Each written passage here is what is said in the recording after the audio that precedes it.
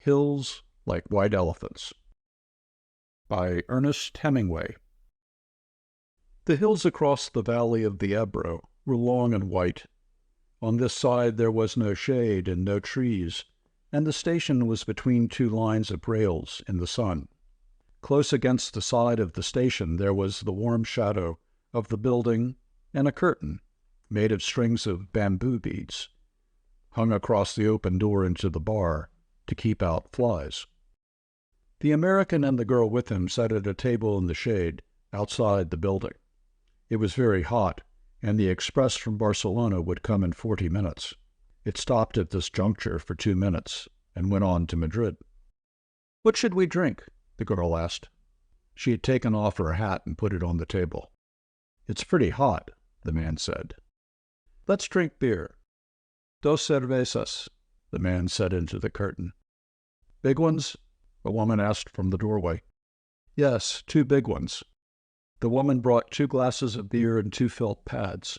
She put the felt pads and the beer glasses on the table and looked at the man and the girl. The girl was looking off at the line of hills. They were white in the sun, and the country was brown and dry. "They look like white elephants," she said. "I've never seen one." The man drank his beer. "No, you wouldn't have." "I might have," the man said. "Just because you say I wouldn't have doesn't prove anything." The girl looked at the bead curtain.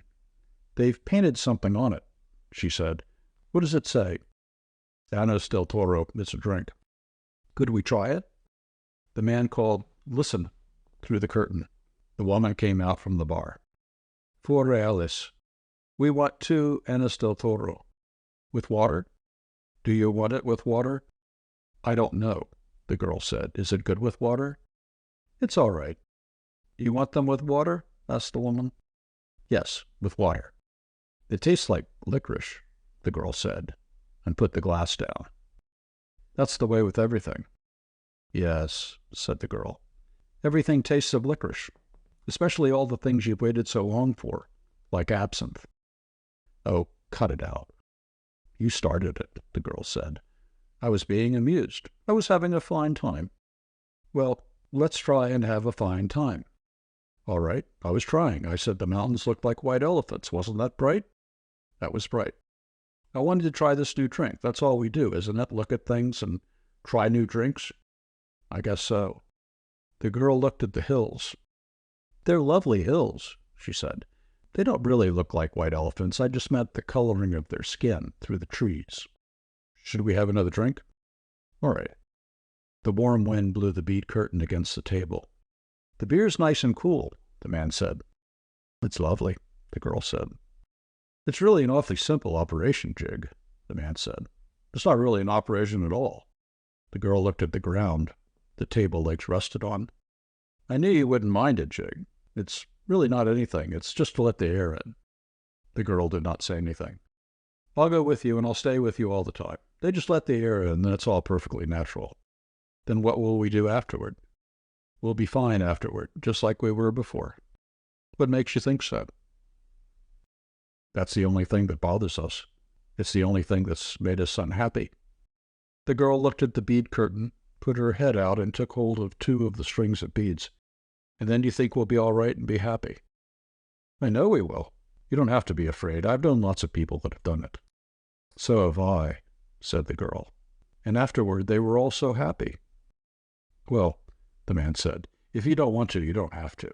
I wouldn't have you do it if you didn't want to. But I know it's perfectly simple." "And you really want to?" "I think it's the best thing to do, but I don't want you to do it if you don't really want to." "And if I do it, you'll be happy and things will be like they were and you'll love me?" "I love you now. You know I love you." "I know. But if I do it, then it will be nice again, and if I say things are like white elephants, you'll like it?" "I'll love it. I love it now, but I just can't think about it. You know how I get when I worry." "If I do it, you won't ever worry?" "I won't worry about it, because it's perfectly simple."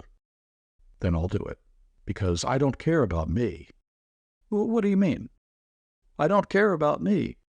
"Well, I care about you."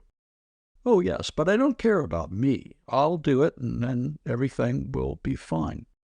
"I don't want you to do it if you feel that way." The girl stood up and walked to the end of the station.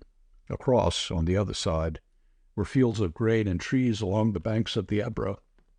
Far away, beyond the river, were mountains. The shadow of a cloud moved across the field of grain, and she saw the river through the trees. "And we could have all this," she said. "And we could have everything, and every day we make it more impossible." "What did you say?" "I said we could have everything. We can have everything." "No, we can't." "We can have the whole world." "No, we can't." "We can go everywhere." "No, we can't. It isn't ours anymore."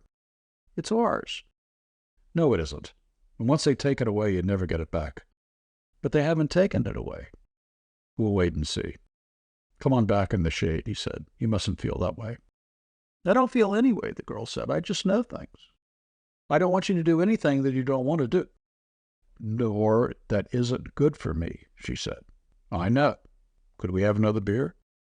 "All right, but you've got to realize." "I realize," the girl said. "Can't we maybe stop talking?"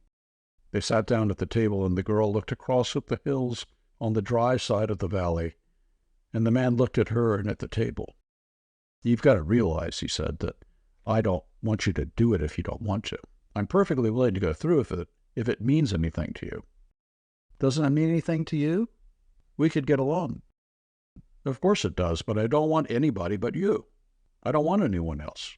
And I know it's perfectly simple." "Yes, you know it's perfectly simple." "It's all right for you to say that, but I do know it." "Would you do something for me now?" "I'd do anything for you." "Would you please, please, please, please, please, please stop talking?" He did not say anything, but looked at the bags against the wall of the station. There were labels on them from all the hotels where they had spent nights. "But I don't want you to," he said. "I don't care anything about it." "I'll scream," the girl said. The woman came out through the curtains with 2 glasses of beer and put them down on the damp felt pads. "The train comes in 5 minutes, she said. "What did she say?" asked the girl. "That the train is coming in 5 minutes. The girl smiled brightly at the woman to thank her. "I'd better take the bags over to the other side of the station," the man said. She smiled at him. "All right, then come back and we'll finish the beer." He picked up the 2 heavy bags and carried them around the station to the other tracks. He looked up the tracks, but could not see the train. Coming back, he walked through the bar room, where people waiting for the train were drinking. He drank an anise at the bar and looked at the people. They were all waiting reasonably for the train. He went out through the bead curtain. She was sitting at the table and smiled at him. "Do you feel better?" he asked. "I feel fine," she said. "There's nothing wrong with me. I feel fine."